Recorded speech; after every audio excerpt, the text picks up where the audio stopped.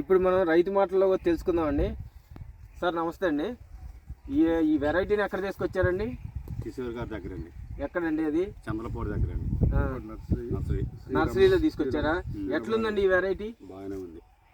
ఎట్లా అనిపించింది? కింద నుంచి కాపు కానీ ఎట్లా అనిపించింది మీకు? కింద నుంచి కాపు అంటే చిక్కన కాపు, నల్లికి తట్టుకుంటుంది. బాగుంది. చెప్పు సరే, తాలు శాతం ఎట్లుంది మరి? తాలు శాతం తక్కువనే ఉంది. ఇప్పుడు రైతులకి ఏం సలహా ఇస్తారు మీరు? ఏ రైతైనా వేసుకోవచ్చు. విత్తనం బాగుంది, సైజు ఉంది, కాయ నల్లికి తట్టుకుంటుంది. వైరస్ పరంగా ఎట్లుందండి? మరి మీరు చూడటానికి వచ్చారుగా, మీకు ఎట్లా అనిపించింది? ఇది బాగుందండి. విత్తనం దగ్గర కాపు, తాలుగాయ అంటే చెట్టుకొక్కడ కూడా. కొంతమంది రైతులు వచ్చారండి, ఆ రైతులు కూడా తెలుసుకుందాం. కొంతమంది రైతులు వచ్చారు, వాళ్ళను కూడా.